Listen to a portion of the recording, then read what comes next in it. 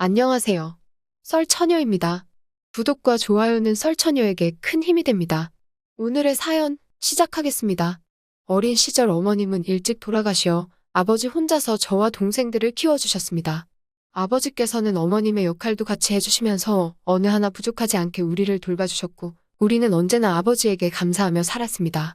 저의 결혼식에서 아버지는 많은 눈물을 흘리셨고 시어머님께 많이 부족하지만 사랑으로 감사달라고 이야기하셨습니다. 하지만 시어머님은 호락호락하지 않은 사람이었습니다. 저에게 늘 차갑게 대하셨고 남편이 최고라고 저에게 강요하셨습니다. 남편에게 잘하고 싶다가도 매번 저렇게 말씀하시니 친해지기 힘들었습니다. 결혼 1년 후 청천벽력 같은 소식이 들렸습니다. 건강하던 친정아버지께서 암 판정을 받으신 것입니다. 정년퇴직하고 노후에는 이제 편하게 쉴 수 있겠다 싶었는데 하늘이 어찌나 무심한지 아버지의 검사 결과를 듣고 하염없이 눈물이 났습니다. 아버지께서는 간병인을 고용하면 된다고 했지만 우리 자매들은 혼자 계신 아버지를 남의 손에 맡기기 싫었습니다. 우리를 얼마나 지극정성으로 키워주셨는지를 알기에 힘들어도 동생들과 돌아가며 케어해드렸습니다. 수술과 치료를 반복하면서 시간은 어느새 2년이 훌쩍 지나갔습니다. 어느 날 남편은 언제까지 그렇게 아버지 챙길 거야? 솔직히 당신은 출가 외인인데 친정에 그만 갔으면 좋겠어 라고 이야기했고 그 말을 들은 순간 화가 나 참을 수 없었습니다. 내 아버지야, 남도 아니고 그리고 요즘 시대에 출가 외인이라는 말이 맞다고 생각해? 아니 내가 말이 좀 심했다면 미안해. 근데 우리 집에는 하나도 신경 안 쓰고 당신 남편인 내 꼴 좀 보라고 깨끗한 셔츠 한 장도 없어 라고 말했습니다. 빨래고 밥이고 내가 미리 해놓는데 병원 가는 게 뭐가 문제야 라고 우리는 한바탕 싸움을 했습니다. 결론적으로 저는 아버지의 병간호를 포기할 수 없다고 신신당부했습니다. 아버지의 병원 당번이라 병원에 다녀온 뒤 집으로 왔는데 시어머니가 와 계셨습니다. 어머님, 연락도 없이 어쩐 일이세요? 라고 하니 내가 아들 집에 오는데 연락하고 와야 하니? 라고 신경질적으로 말씀하셨고 남편은 옆에서 밥을 먹고 있었습니다. 너 그리고 지금 시간이 몇 시니? 너 얘 얼굴 좀 봐라. 우리 아들 굶겨 죽일 생각이니? 라고 하시어 반찬이랑 밥 다 만들어놨어요. 데워 먹기만 하면 돼요. 라고 대답했습니다. 뭐 데워 먹기만 해? 결혼을 했으면 남편을 존중하면서 살아야지. 이게 무슨 행동이냐? 난 내 아들 매 식사마다 새 밥 먹였다. 묵은 밥이나 먹으라고 너랑 결혼시킨 줄 아니? 그래 나도 사돈이 아픈 건 나도 안쓰러워. 근데 하루 이틀도 아니고 2년이나 했으면 이제 그만할 때도 되었잖아. 언제까지 병수발 들을 거니? 라고 말씀하셨습니다. 어머님, 말씀이 상당히 불쾌하네요. 2년이나 했으면 그만할 때 되었다고요?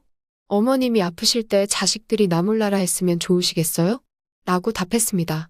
내가 또 언제 그렇게 이야기했어? 라며 화를 내셨고 그 말이 그 말이잖아요. 라고 맞받아쳤습니다. 당황한 어머님은 오해하지 말아라. 그런 뜻으로 한 건 아니야. 사돈 아픈 것도 아픈 거지만 남편 밥은 제때 해주고 다녀라. 너 그러다 벌 받아. 옆에 있던 남편은 우리 엄마 잘한다. 진작 나 좀 챙기지 내 꼴 좀 봐. 엄마 아니면 나 오늘도 굶을 뻔했네. 라고 얄밉게 이야기했습니다. 나를 이해 못해주는 어머님도 미웠지만 남편이 저를 더 화나게 해. 저는 그놈의 밥. 제가 무슨 식모살이로 살라고 결혼한 줄 아세요? 다 큰 성인이고 해놓은 밥 데워 먹는 게 그렇게 힘들어요? 요즘 초등학생도 다 혼자 해 먹어요. 그렇게 아들 밥 걱정되면 저에게 닥달하지 마시고 어머님이 직접 해 먹이세요. 라고 말하니 이게 보자 하니까 지금 시어미 앞에서 이게 뭐 하는 짓이냐. 니네 집은 그렇게 가르쳤니? 엄마 없는 티 팍팍 난다. 라며 소리치셨습니다. 그 말에 저는 대화를 하고 싶지 않아 남편이 먹고 있던 밥상을 엎어버리면서 가정교육 잘 받아서 장인어른 아픈데도 밥 달라고 닥달하나 봐요. 라고 이야기했습니다. 어머님은 하늘 같은 남편이 식사하는데 감히 상을 엎어? 라며 제 뺨을 때렸습니다. 뺨을 맞으니 정신이 바짝 들었고 저도 옆에 있던 남편에게 뺨을 내리치며 너네 엄마가 하는 모습 봤지? 둘이 평생 행복하게 살아라. 외부인은 나갈게. 말한 후 그 자리에서 나왔습니다. 남편은 어머님께 사과하라고 계속 연락이 왔습니다. 이게 너의 본 모습이었니? 연애할 때는 그렇게 나 좋다고 따라다니면서 세상 친절하고 다정한 모습 연기하느라 고생 많았겠다. 우리 아빠한테 신경 쓰느라 눈치 못 챈 내가 멍청이었네. 남편에게 퍼부었습니다. 저는 두 사람에게 사과할 생각도 없고 제 자신이 너무 한심해서 남편에게 시간을 갖자고 말했습니다. 하지만 남편은 시간이 지나도 변화하는 모습은 보이지 않았고 시어머니는 매일 같이 연락 와. 시간을 가지자고? 너 이혼이 네 맘대로 될 것 같냐? 쥐뿔 가진 것도 없는 게 하면서 저를 무시하셨습니다. 저희 부부 대화 사이에 오가지 않았던 이혼이라는 단어가 어머님 입에서 나오자 이게 현실이구나 생각이 들었습니다. 결국 우리의 사이는 예전 같지 않아 이혼을 하자고 이야기했습니다.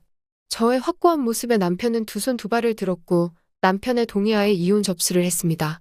정리 기간 동안 집은 들어갔지만 밥을 차려주지 않자 어머님은 매일 같이 와서 아들 밥을 차렸습니다.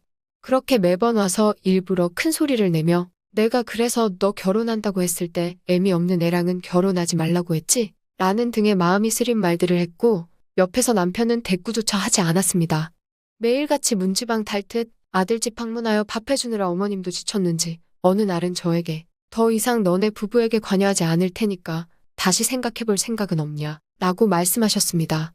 하지만 둘의 모습에 이미 정내미가 떨어져 돌릴 마음이 없다고 이야기하니 독한 것 70 넘은 시어머니가 맨날 아들 밥이나 차려줘야겠니? 라고 본색을 드러냈습니다.